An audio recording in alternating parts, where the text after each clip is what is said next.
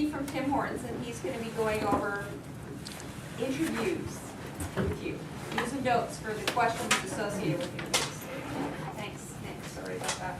All right. So, when it comes to interviews, you need to be ready. There's not a lot that you can do to get ready, but there is some things that you can do. So you have no way of knowing what they're going to ask you when you show up for the interview, but you can look online and look up practice questions and kind of rehearse your answers. Just think about what you might want to talk about. You can do background information checks on that company, so you can find out what they're all about, what are their core values. Look at their mission statement. That will tell you a lot about, like Tim Hortons, for example. It would say something about our hospitality and taking care of guests. That's what I'm looking for in my interview, is somebody that's going to tell me that I am great with guest service and I'm going to be smiling at your counter and I'm going to serve that coffee properly every time. So that's what I'm trying to gauge in an interview. So if they look that up in advance, then that kind of gives them the edge, whereas somebody else might not know where I'm going with these questions, because we leave them vague on purpose to see if people are going to come up with the right answers. And also there's some questions that can be almost sneaky. Like one that I ask is the question of, if you saw a coworker stealing or you suspected that they were stealing, what would you do? And that's a situational question, so it's just basically, what would you do? Just tell me what you think you would do. If people answer anything except for tell the manager or supervisor right away, they don't get the job. Because it doesn't matter if you don't know or you're not sure, you should tell us anyway, because it's not your job to investigate that kind of thing. And that person could be stealing tons of money and tons of other things from the company, and we wouldn't even know if you don't tell us. So it's important that people tell us that kind of stuff. And in the interview, if they don't say that, then I kind of question, well, what else aren't they going to tell me? So I don't hire people that don't give me the proper answer to that question. And it almost just sneaks in there. It's like 3/4 of the way through the interview, you think you're doing real good, and then I just slip that in there. And people usually don't even know what I'm really asking about. And usually they give the right answer, like 90% of the time, but the 10% that don't, it's, that's an automatic, like, okay, let's move on. So answering interview questions, you should be direct. You should answer the question at hand in your first sentence. So you should always elaborate on interview questions, but you should answer it right away with like a direct answer and then elaborate on that. Be open, so be open about what you've done in the past and things like that, and share your experiences with them. It should be personal, it should be about you. Don't just give them the answer that they want to hear, but make it about you as well. Use objective measures. So what I mean by that is use numbers and statistics. So if you've worked somewhere and you say, I increased sales by 15%, that sounds a lot better than I increased sales, or I helped increase sales, or my team increased sales. If you give exact numbers and you say that you did it, it makes you look a lot better as a job applicant. Broaden the debate. So if they bring up a question, usually just think of it as a general guideline and you can kind of take that and run with it. There's no set length of a response to an interview question, so you can talk about it as much as you need to explain it fully. So don't think that you have to have your answer has to be within 2 minutes or anything like that. Interview questions are to get information about you, so there's no set time on them. You should sell yourself. You're marketing yourself when you're applying for jobs, so it's important that you tell them why they should hire you and not somebody else, because when they have a position open, you know that they're interviewing more than one person, so you have to sell yourself to them. And you should be concise with your answers, so don't be broad and don't use broad words, just be really concise with them. Scheduling your interview.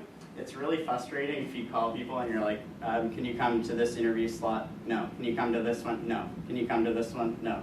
Well, when can you come? You should try and take the first one that's available.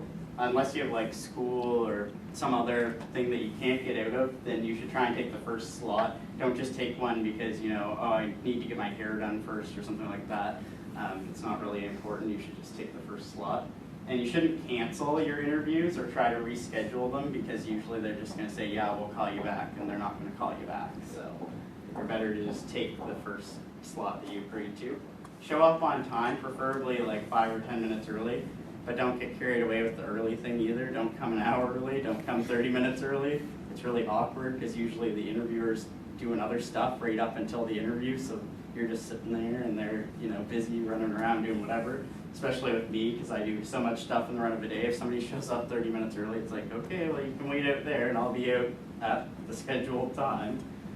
But you should come 5 or 10 minutes early because it shows that you are timely and you're going to be there on time for the job.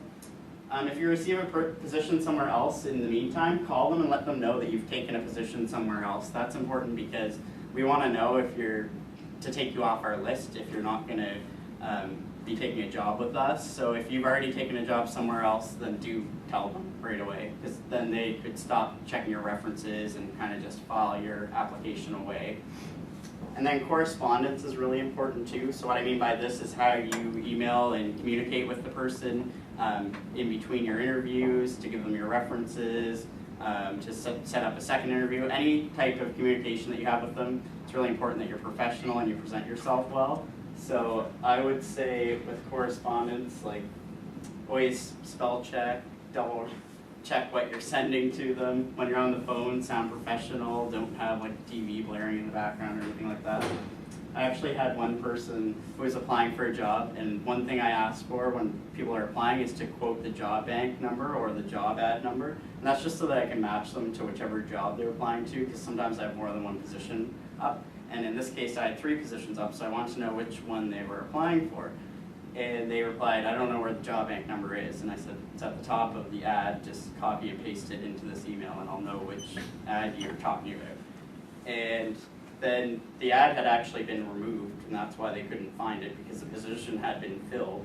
They said, oh, I can't find it, and they were upset, and I said, well, was it this position, because that one's already been filled.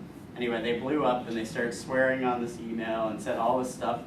And really what they just did there is, even though that position's not available, I have positions open all the time. So now they're never going to get a job with any of the Fredericton Tim Hortons because they blew up at me on an email when they could have said, okay, hold my application, or I want to apply for another position. Instead, they blew up. So it's really important that you stay professional in your correspondence.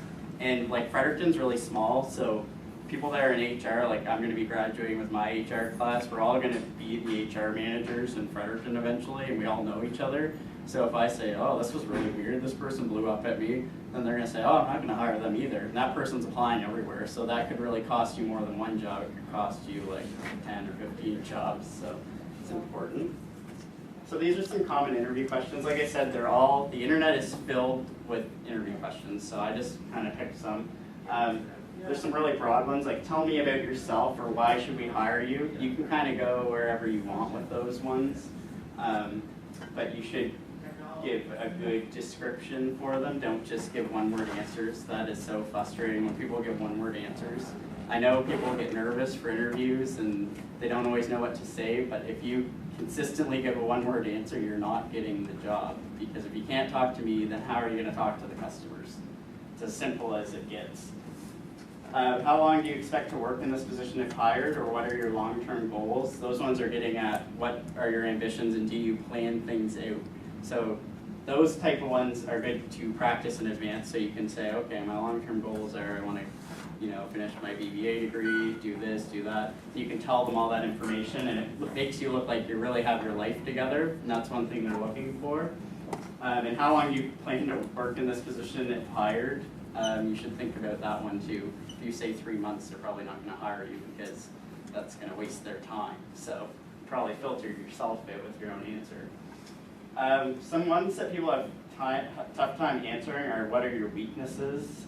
The reason that one's hard to answer is because they don't want to say anything that could cost them the job, but they also have to provide an answer. So you should be honest with your weaknesses. Maybe if you're really shy, you can say, I'm really shy, but I've been working on that. You should talk about things that you're doing to improve your weaknesses. So we all have weaknesses, but talk about what you're doing to improve on those. Tell me about a time that you had to work in a group that did not get along. Your BBA degree should give you lots of experience with groups that didn't get along or didn't work well together. And what they're looking for there is that you can pull things together and make it work anyway. So you can say, well, I worked with this group and one person didn't show up and we weren't able to get a hold of this person and we had issues, but we made it happen, and in the end the result was good. That's what they're looking for. If you say, well, I hate working in groups and I hate teamwork, then you probably aren't going to get the job again. And then tell me about how you deal with people that don't pull their own weight on the team. That's one question I always ask. It's interesting to hear the answers to that as well.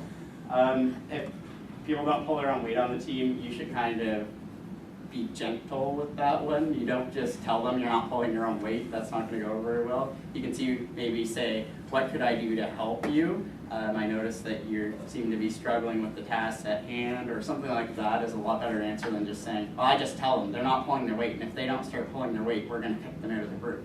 Because at work, you can't kick them out of the group, so that's not going to work for you. Okay, so interview preparation. Your clothing must be appropriate. So you should dress so kind of to match the position that you're applying for. So if you're going to be wearing a suit in that position and you know that, then wear a suit to your interview, because it just shows that you know that you own a suit and you know how to wear them. But it wouldn't be appropriate to wear a suit to a Tim Hortons interview, because that's not something. It would be more appropriate just to kind of dress up a little bit more than jeans and a t-shirt, but not. Even that's fine for me. I don't really, with the clothing for a job like that, I don't really look at what they're wearing, as long as it's clean and it's not all ripped and doesn't look like they just woke up out of bed. That's important. Don't wear excessive cologne or perfume. Some people are allergic to that, and that would be really awkward if you had an interview where the interviewer was allergic to cologne and then you were wearing heavy cologne. They probably wouldn't be able to interview you, so save yourself that embarrassment. You should do your research on the company in advance, so you should just look online even, or talk to somebody that's worked there before and figure out what they're all about and what kind of, look at the job ad that you're applying for and just match your skills to that even. Whatever skills you have that are listed on the job ad, that's a good place to start. And you can bring those up in your interview questions. You can say, oh, as you have on the job ad, I have that skill. I'm really proficient in Microsoft Word, so I'd be a good candidate. And keep bringing that up throughout the interview. Focus on your skills and not your weaknesses. The handshake, that's really common for interviews, is the handshake, and it should be a firm handshake. It shouldn't be weak or dainty, or if your hands are really clammy, that's kind of gross too. And if you're late for your interview, then you probably blew it. So unless something like completely unavoidable happens, then you should try and be there on time. I did have an applicant that blew a tire one time before an interview, so that's kind of all right. But if they're just late because, oh, this happened and my cat, puked and this happened and blah, blah, blah, well, like, you're probably never going to be on time for work either, so I just kind of look at that and I'm like, okay, we're just going to cut that out and we're not even, that applicant probably just gets set aside, So some do's, do make eye contact. That's really important. That's something they look for in the interview, is your eye contact. Doesn't mean staring at them the whole time either. That's really creepy. I've had that. But then I've also had the people that are darting around or staring down or staring behind me. Usually I do it in the dining room at Tim Hortons, so there's lots of people in there, and I mean, sometimes it's hard to focus on me when I'm asking them questions. If they're constantly looking behind me, it's like, what's going on back there? That you're more interested in that than you are with your interview. So it's important to make good eye contact. And you probably don't even realize that interviewers are looking for that. People don't realize that sometimes. It should feel natural. Your eye contact shows confidence, and it shows that you believe what you're saying. That's basically what we're looking for. If you're making eye contact, then that means I'm saying this, and I'm not lying, because people do lie in job interviews all the time, and usually if they're lying, they can't look at you while they're saying it. So unless they're really good at lying. Some people are really good at lying. And if you look away, we might think that you're distracted. So I would say that eye contact is paramount to your interview. You should stay calm. It's normal to be nervous for a job interview, just like anything else. With more practice and more interviews, you'll become more comfortable with them. But remember that everybody's always nervous for interviews. No matter how many they've had, they're probably a little bit nervous. And you'll give better answers if you're focused on the questions at hand and not so focused on being nervous. So just kind of take a breather and just remember that they're not expecting you to be perfect by any means, but if you're like overly nervous, they're going to wonder if something's wrong with you probably.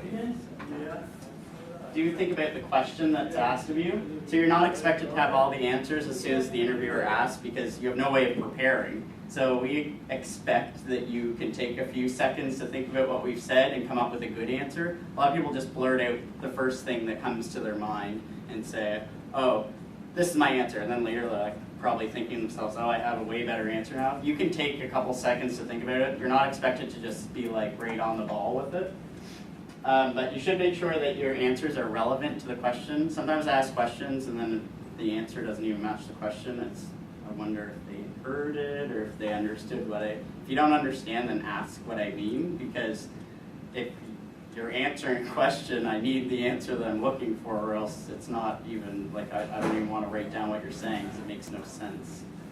I wouldn't ramble on about things that are vaguely related to the topic. Sometimes people get on these tangents about things, and it can get really off topic, and then I'm sitting there wondering, how does this have anything to do with the job? So there's some people that are just chatty and they get nervous, but try and keep it focused on the questions at hand.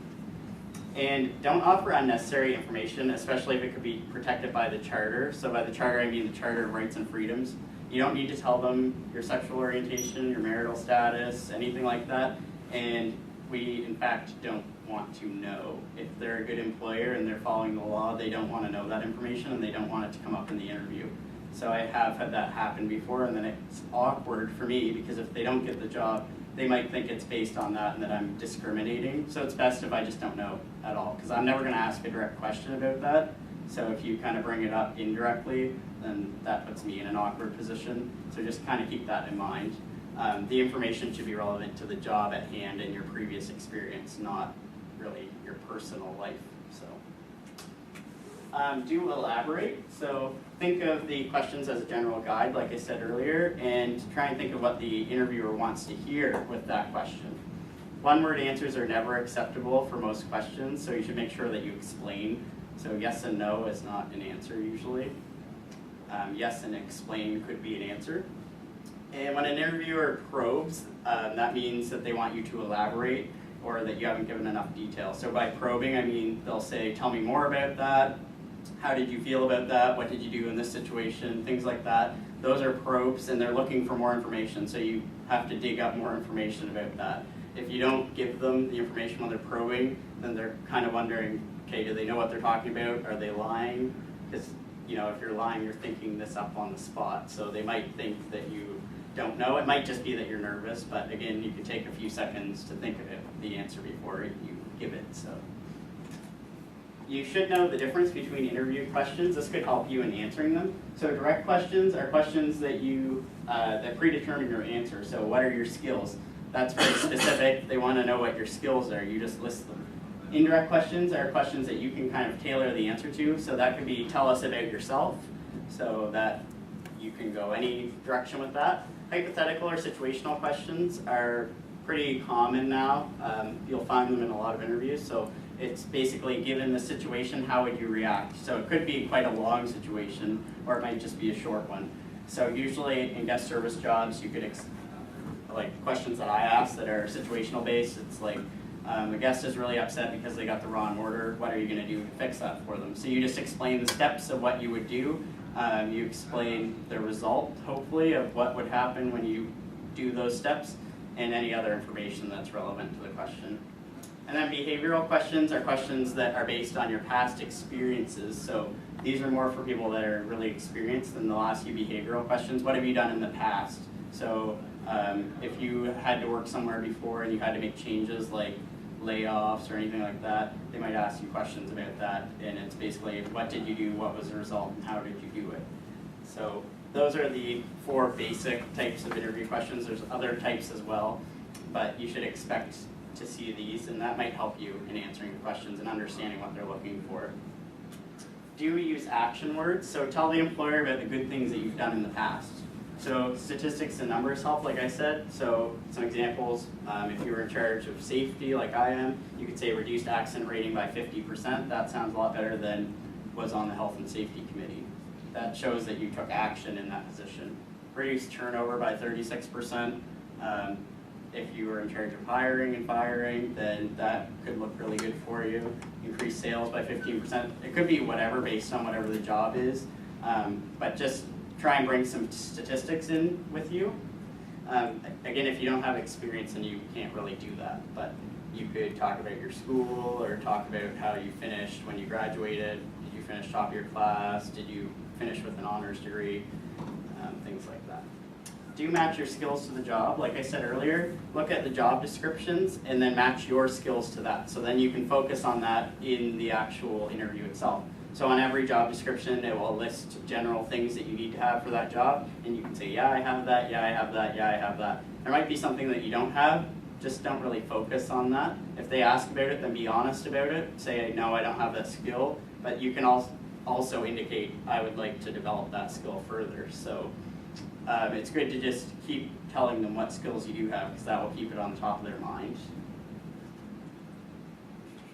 So do match your facial expressions to answers. And what I mean by this is if you say, oh, I would always smile at the customers. Every customer I greet, I would smile. And you have a frown on your face, it's kind of contradictory. And that happens a lot. People that I interview will say, oh yeah, I would be the most smiley worker you ever seen. Well, you're not smiling right now. Do you know how to smile? I don't really understand. So it's important that you show your personality in the interview. That's what they're looking for. And if it's a customer service job, your smile could make or break the deal, because we want to make sure that we have people that are customer oriented serving our guests. And even any other job, you're probably going to deal with customers in your job in one way or another. So it's important that you can talk to customers properly and be nice to them, because they're not going to come back if you're not.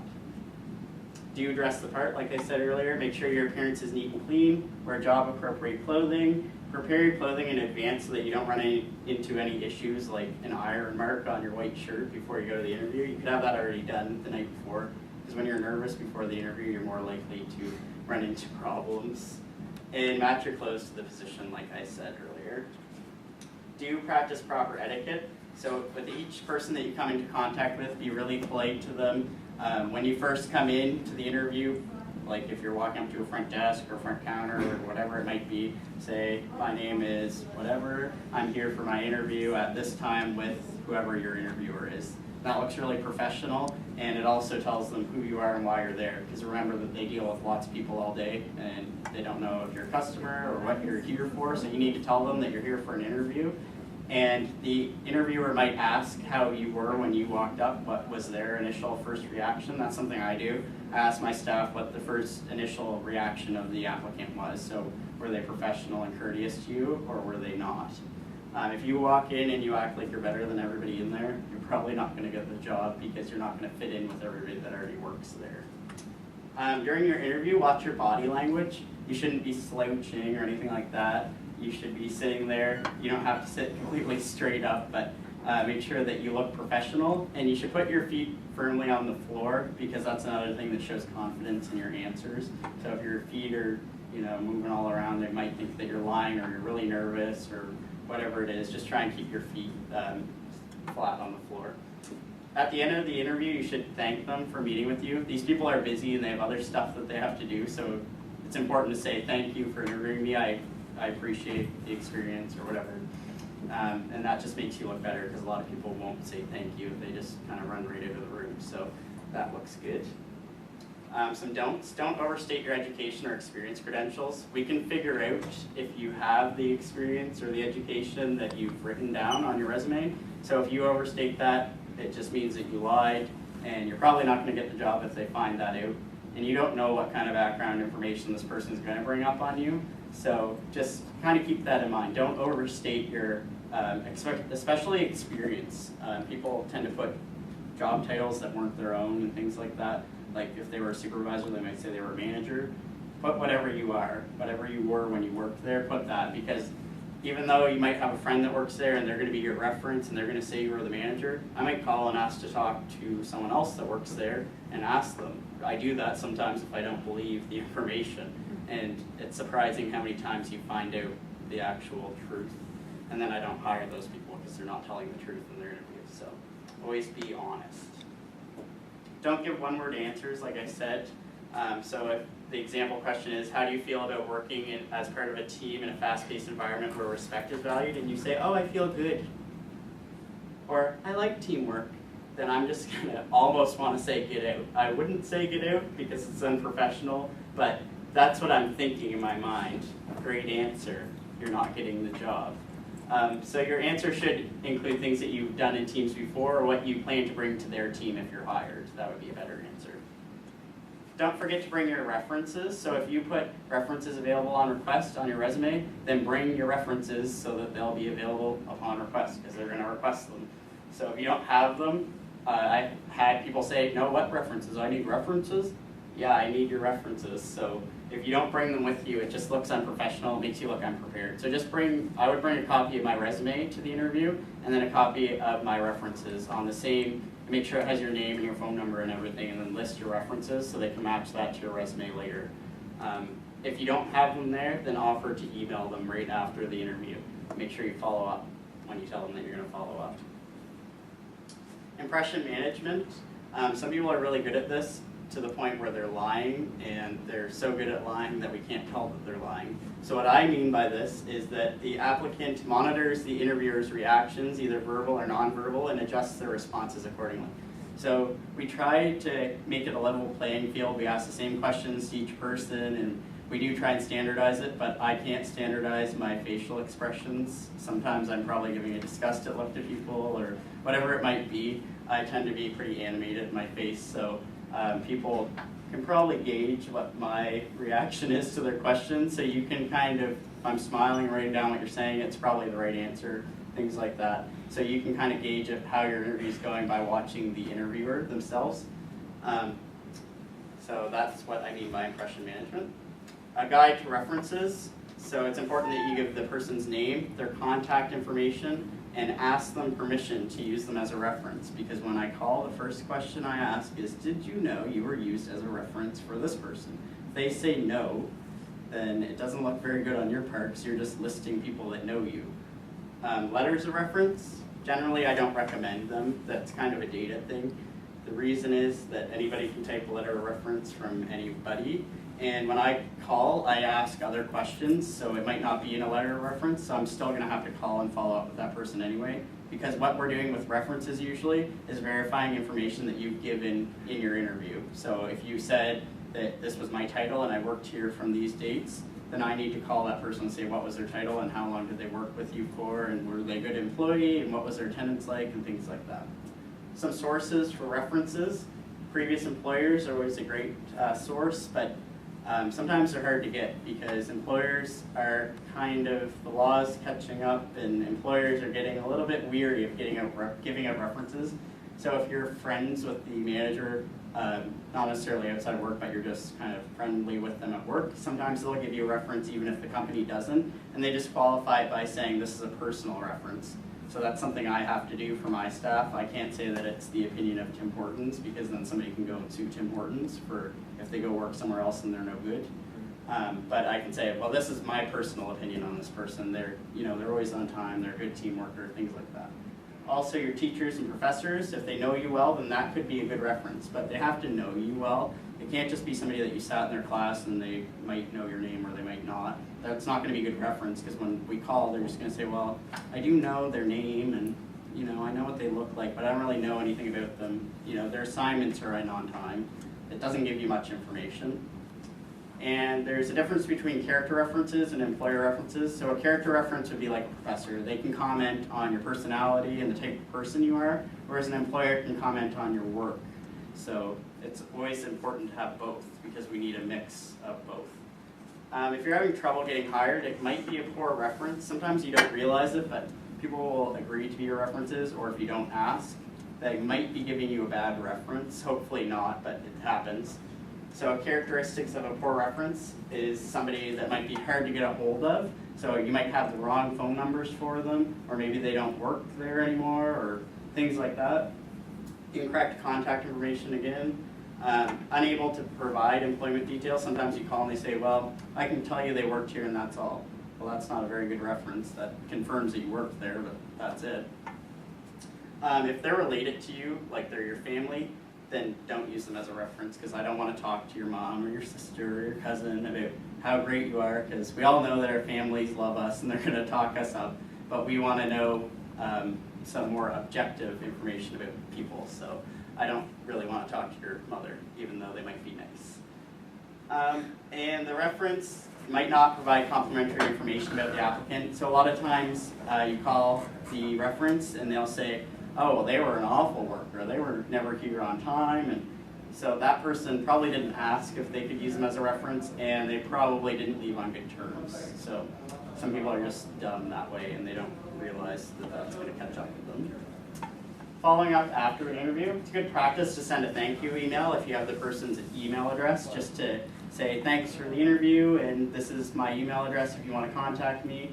And that puts you on their email list, and then that puts you back in their mind. So if they interviewed 5 people after you, they say, oh yeah, that one that I interviewed first, yeah, they send a thank you email, and that might give you the upper edge. Often interviewers give specific time frames, so they'll say if you don't hear from us in 7 days, then somebody else got the job. So if you don't hear back from them, you can contact them if you want to know, and they'll tell you whether you have the job or not, or maybe there's a hold on it because they couldn't get a hold of one of your references.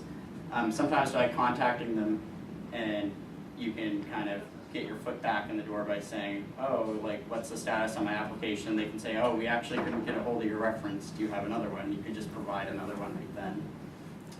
And provide any additional information requested in the interview promptly. So if you say, I'm going to email my references, then email them right after your interview, or any other information they might ask for, then make sure you send that right away. Second interviews. These are when you're brought in again for another interview. This is usually to get a second opinion, just to validate the information from the first interview. So it would usually be a different person interviewing you. So you should make sure that your answers match both interviews, match the same answers, because we're going to compare the notes, and if they don't match, then you probably lied on one or the other, or you forgot what you said. But if you're telling the truth, you probably don't forget. So that's pretty much all that I have for tips for you guys.